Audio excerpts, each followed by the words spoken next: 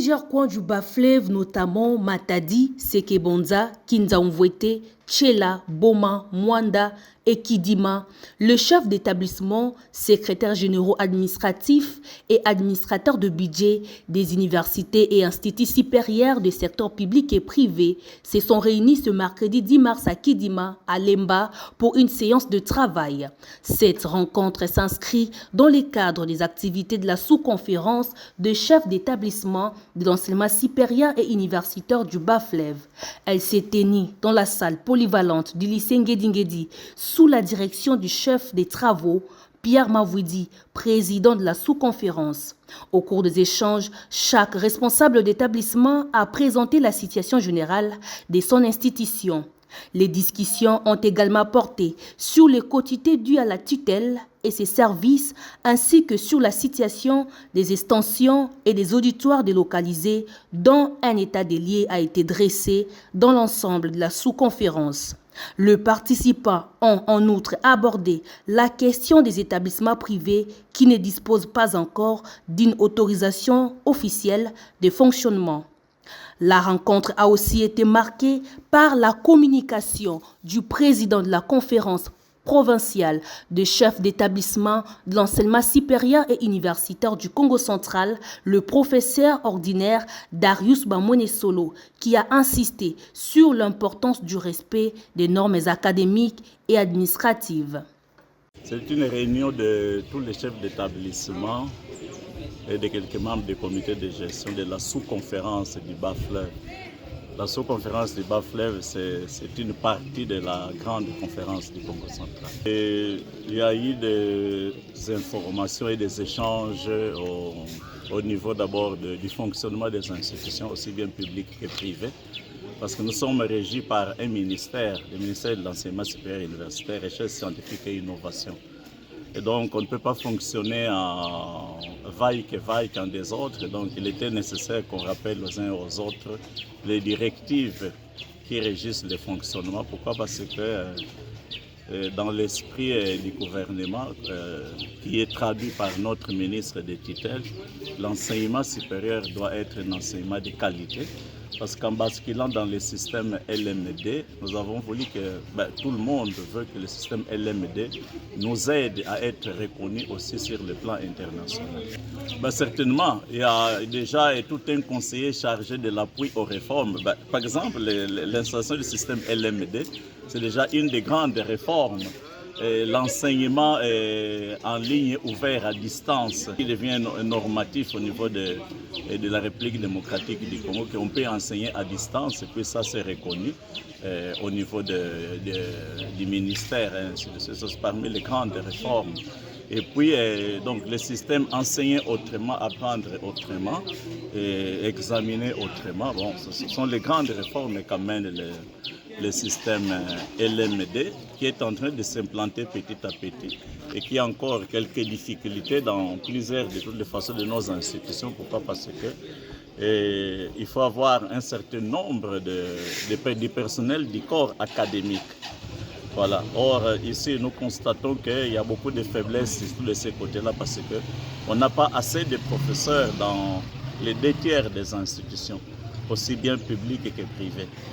L'autre point, c'est de redessiner une cartographie de l'enseignement supérieur universitaire au Congo central. Parce qu'il ne faudrait pas que les privés organisent les mêmes choses que les publics. Et donc, nous devons arriver à comprimer et pour voir, parce que si tout le monde organise la même chose, il n'y a pas de développement. Et donc, si on diversifie, mais une bonne diversification, alors il y aura un sens à avoir plusieurs institutions supérieures.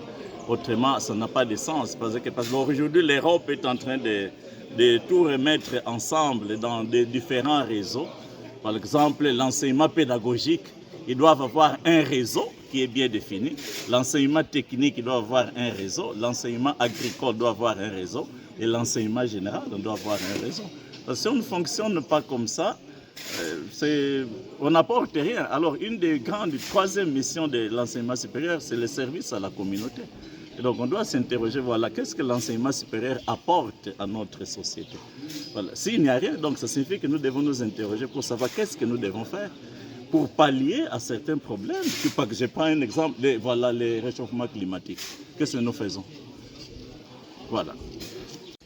Bon, certainement, moi je vais avoir les rapports de ce qui a été dit avant que moi je n'arrive. Moi, je suis venu juste pour donner quelques informations et communications du ministère, mais il y a des recommandations auxquelles chaque chef d'établissement doit s'en tenir dans la gouvernance. J'ai fait rapport sur les derniers contrôles de gestion qu'il y a eu en décembre 2024 pour présenter à chaque chef d'établissement pour qu'il prenne conscience ensemble avec son comité de gestion et les résultats de ces contrôles, parce que sur la gestion académique, la gestion financière, la gestion administrative, la gestion patrimoniale et juridique, mais il y a beaucoup de faiblesses.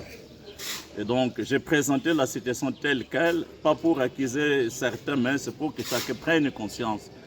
Si on a 0, ça signifie que voilà, il y a des efforts à fournir pour qu'on arrive à 5, à 6, à 7, pourquoi pas à 10.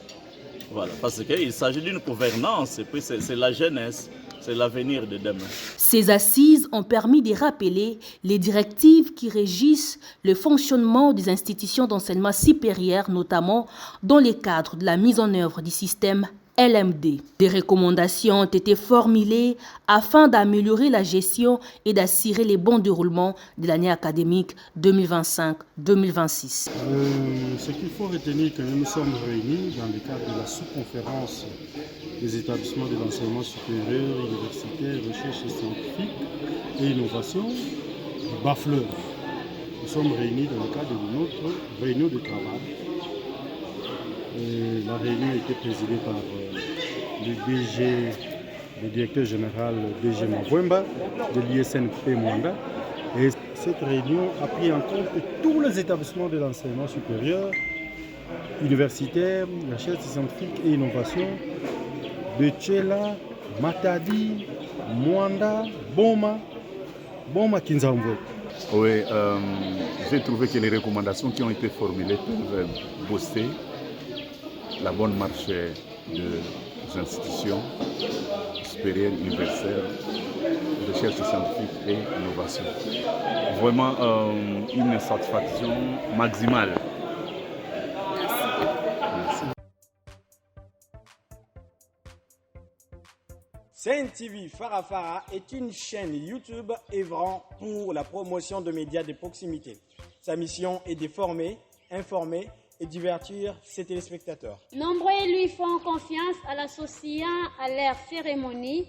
Faites la même chose, vous ne serez pas déçus. Nos services, couverture médiatique, retransmission en direct sur YouTube, annonces, événements, publicité, mariage, deuil, anniversaire, documentaires, émissions, découvertes, concerts, promotion de vos clips et théâtres ainsi que le jeune talent. Surtout, commentez, partagez, likez la vidéo si elle vous a plu. Car le travail de qualité, c'est nous.